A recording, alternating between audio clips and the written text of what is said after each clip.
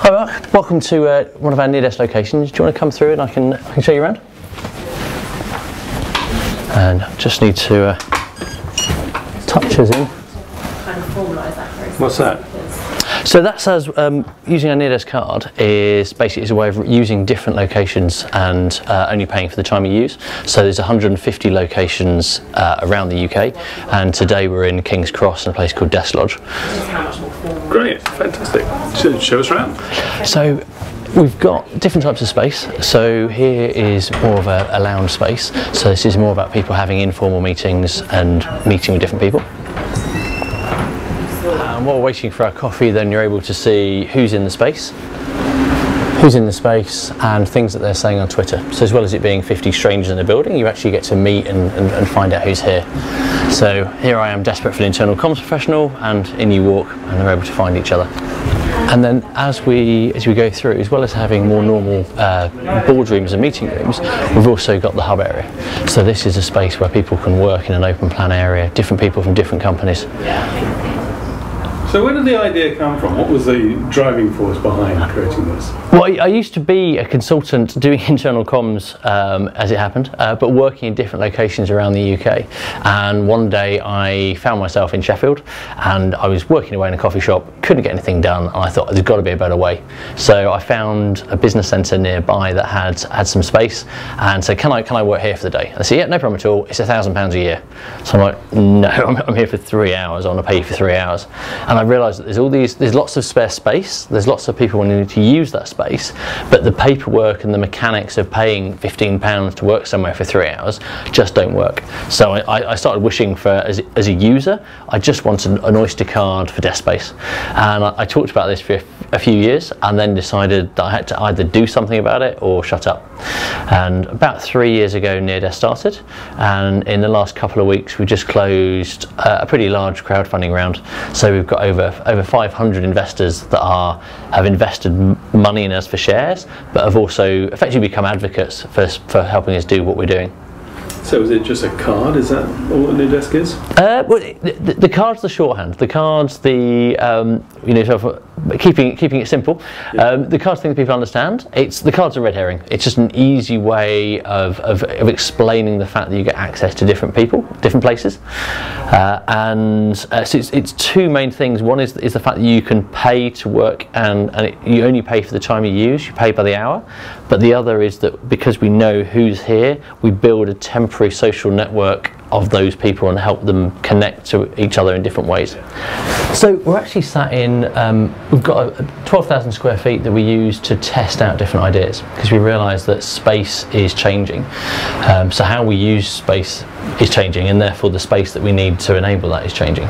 So in the good old days, you'd have a very big building, everybody goes to the building every single day, and you're not paying for a building, you're paying for things like it's an internal comms tool, and it's a culture tool, but it's a really expensive, really blunt way of keeping everyone on the same page. So people have underinvested in things like internal comms and have just forced people to be near each other on a regular basis. If you sort of cut the string and let people work anywhere in the world, then it becomes much more important to make them able to do all the things they need to do anywhere, and to bring back that comms need, so they understand the strategy, they understand the culture, and they feel like they're part of one team. And that's why you're seeing social tools like Yammer starting to rise up. You often have times when you want to just jump on a Skype call. You want to be able to, a couple of you around a laptop, and you don't want to rent a meeting room for 2 hours. You don't want to sort of pay a fortune. You just want a tiny space you can dive into. So this is designed for 15-20 minutes. So one of the inspirations was apparently in fast food restaurants, seating is designed to be comfortable for 20 minutes, but not for 30 minutes. So if you want to, it encourages that thoroughfare. So the idea was, what if you could have a tiny booth? And actually, come down, I'll show you another one. So the same thing for phone calls. You find you just want to jump on a phone call, and you don't want to be in the middle of an open plan space, but it's nice just to have somewhere you can put down your coffee, put down your laptop, and to be able to make a phone call. Now you won't want to spend the day in here. We've got no natural daylight, we're on a corridor, but as somewhere to just make a quick phone call, then it works really well. So we've done the same thing again. So we've got a large area of different semi-open plan spaces. So they don't have a door, but they've got walls between them. But you find that you need things like here. We've got like a laid-back breakout space. and then just somewhere that you can, for 5 minutes, just grab a few minutes. It's deliberately loud. If you want to spend a long period of time somewhere, then you can use the lounge, the hub, the meeting rooms upstairs, but it's just that in-between space. You just want to just grab 5 minutes. So a lot of the early adopters are freelancers that are out and about and they control their own spend, but actually the big idea is about the big corporates. So people that, at the moment, there's 10,000 people that go to Canary Wharf every single day. Well, going to the office is a really important thing to do, but I don't see why they do it 5 days a week. I don't see why they'd all do it in rush hour. It's like going to the gym is a good thing to do, but don't do it 40 hours a week. So we think that the HQs will get more important and be a place, almost like a totem pole, where you kind of you congregate and you meet your colleagues and you share culture. But then the rest of the time you need to be out and about. And for me, the big idea is about being near home. So our mission's very, very clear. It's 1 million people near home 1 day a week. And again, classic comms thing, it took a long time to get to that hopefully pithy strapline to encapsulate the fact it's not everybody, but most of us. It's 3% out of 29.7 million workers. And the 1 day a week, we're not saying you can't do 2, but it's just shorthand for the fact that this will be a part of your mix. Some people will work at home, some people won't. Some people go to the office every day, lots of people won't. So it's a lot of the benefits that come off the back of that are a massive reduction in carbon and congestion. All congestion problems are basically rush hour problems.